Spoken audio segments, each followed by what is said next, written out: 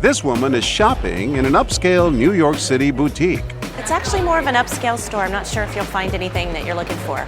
She is looking for a new outfit, but the store's employees are on the lookout for people like her. I don't need you any further in the store because I can't keep my eye on you. People like you come in and they take things. People like me? I think you know what I'm talking about. I don't feel comfortable with you in the store. Keep your eye on these two women.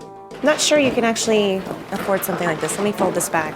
The more offensive the sales clerk is, Ma'am, people like you, they can't afford stuff like this. the more they keep their attention on the merchandise.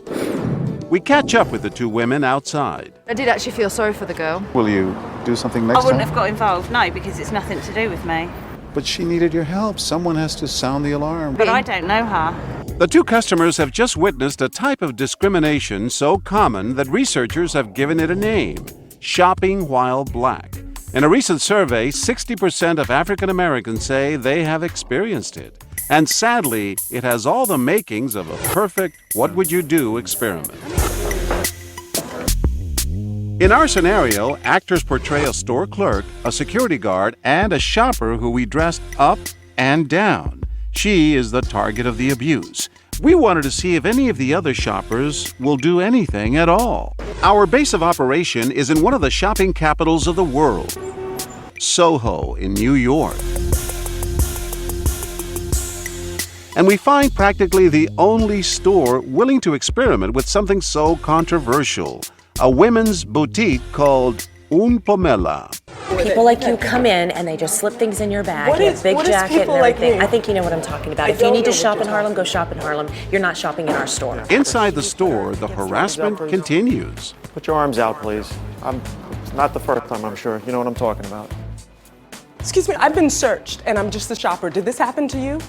No response here. And just seconds later, she's back to primping. What is your name? Are you the manager? Yes, I'm just doing my job. You're doing a horrible job, okay? You treat me like I'm a criminal. Watch this couple. They've been browsing right next to our actors. And you're really disturbing them. They should know that they shop in a place where paying customers get frisked. I'm the only black woman in here. Right.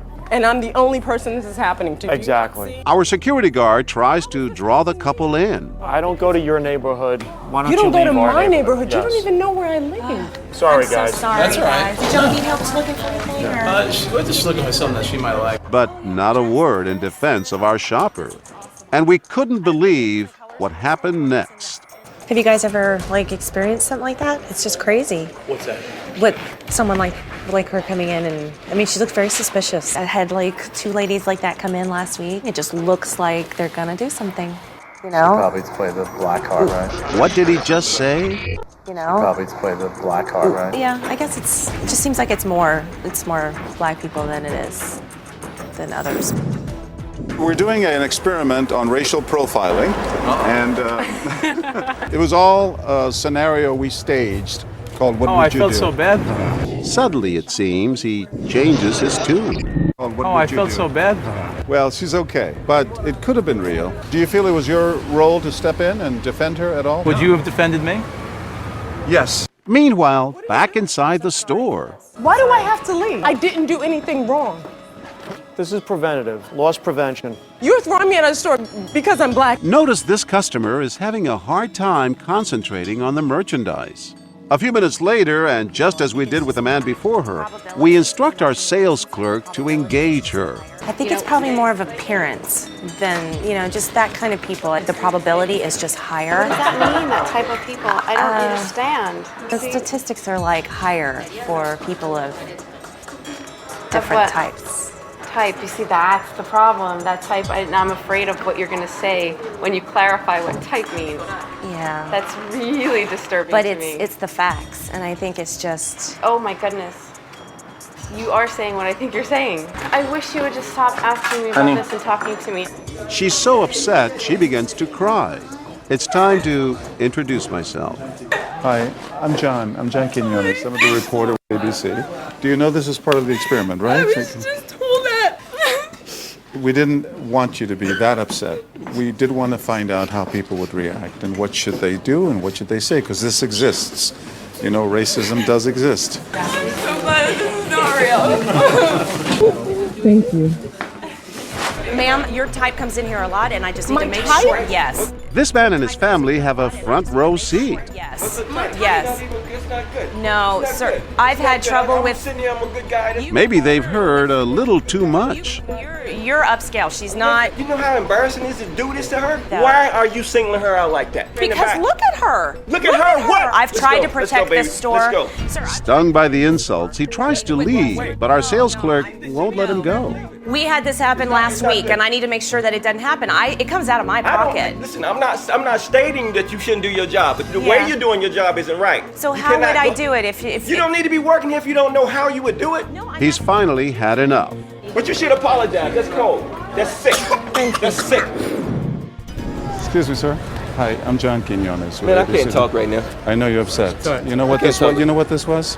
It's an experiment on racism, and a lot of people didn't say a thing, and it's a wonderful thing you did. I usually don't say anything, but I couldn't sit there because it wasn't security after a certain point. You came to my rescue. And no, seriously, it's so humiliating. It's embarrassing. Well, I've been followed around in stores before.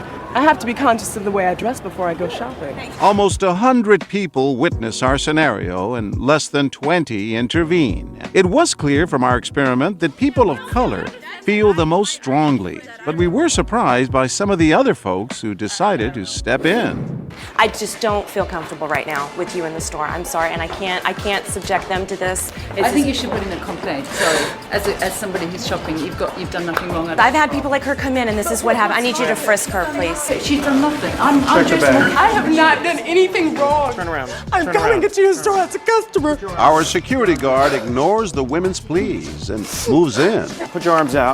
We're with you, definitely. And just like that, the two women decide to leave the store and take our shopper with them. And an entourage of angry customers follow. She's been completely humiliated by this woman. Outside, the crowd is so caught up in the moment, they begin talking to our camera crew, not realizing they're part of our show. What should people do? Well, I think she should put in a complaint for one thing. I have a confession to make. What's that? This is all part of an experiment on racism. She's an actress. And she's an actress. And a good actress, too. Well done. It's a great store. The owner's Jimmy. Hi, guys. I'm so sorry. I'm so happy you guys stuck up. Can I try my clothes on now? Yes, of course. Please come back.